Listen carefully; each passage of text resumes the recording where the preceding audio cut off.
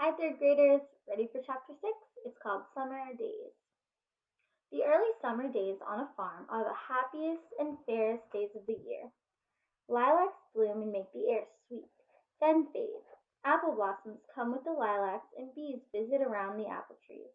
The days grow warm and soft.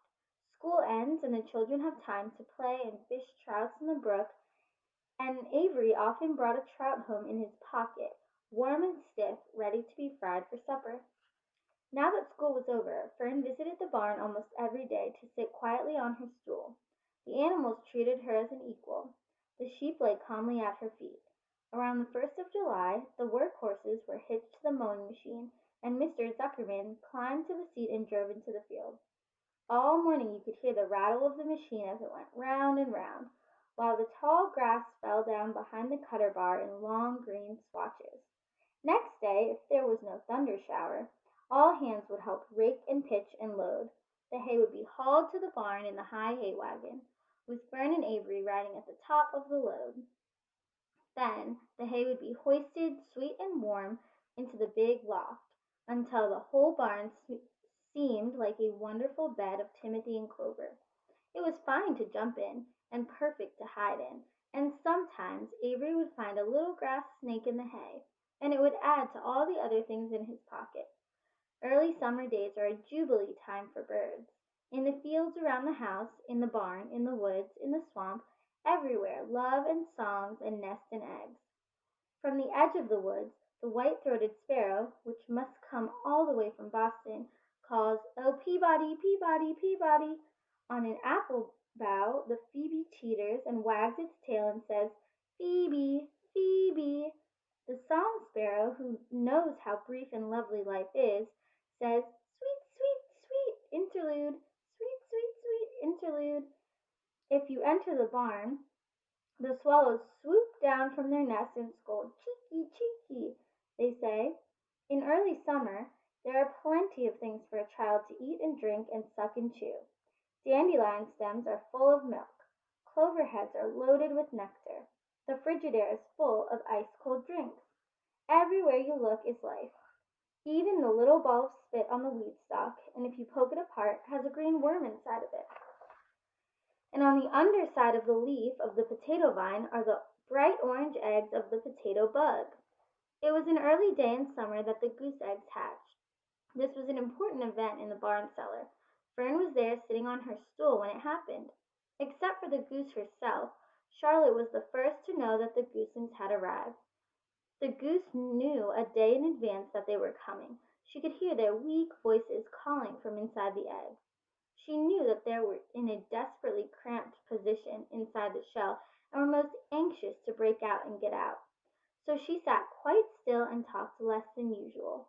When the first gosling poked its gray-green head through the goose's feathers and looked around, Charlotte spied it and made the announcement. "I am sure," she said, "that every one of us here will be gratified to learn that after 4 weeks of unremitting effort and patience on the part of our friend the goose, she has now something to show for it. The goslings have arrived. May I offer my sincere congratulations?" "Thank you, thank you, thank you," said the goose, nodding and bowing shamelessly. "Thank you," said the gander. "Congratulations," said Wilbur. "How many goslings are there? I can only see one." "There are 7," said the goose. "Fine," said Charlotte. "7 is a lucky number." "Luck had nothing to do with this," said the goose. "It was good management and hard work."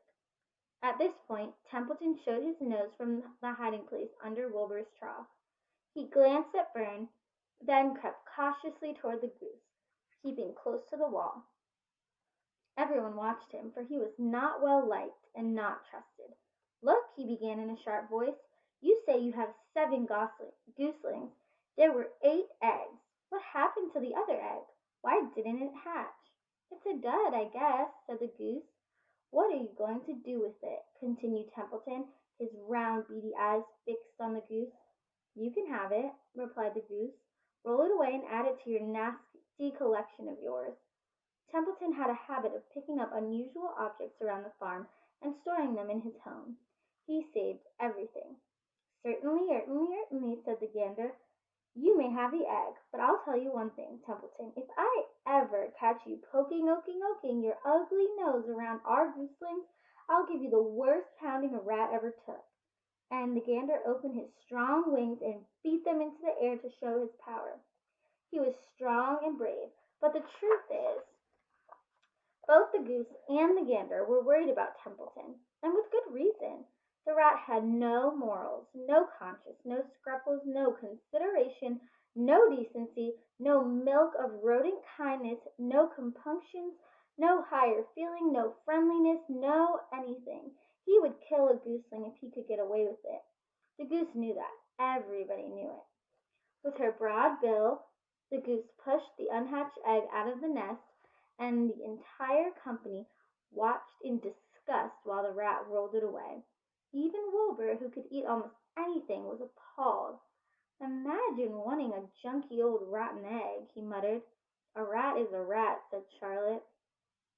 She laughed a tinkling little laugh. "But, my friends, if that ancient egg ever breaks, this barn will be untenable." "What does that mean?" asked Wilbur. "It means nobody will be able to live here on account of the smell. A rotten egg is a regular stink bomb." "I won't break it," snarled Templeton. "I know what I'm doing. I handle stuff like this all the time." He disappeared into his tunnel, pushing the goose egg in front of him. He pushed and nudged till he succeeded in rolling it to his lair through the trough. That afternoon, when the wind had died down and the barnyard was quiet and warm, the gray goose led her 7 gooselings off the nest and out into the world. Mr. Zuckerman spied on them when he came with Wilbur's supper. "Well, hello there," he said, smiling all over. "Let's see. 1, 2, 3, 4, 5, 6, 7. 7 baby geese. Now isn't that lovely?" So this is Templeton taking the rotten egg.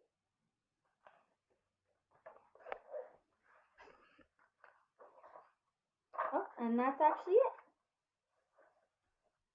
Happy Thursday.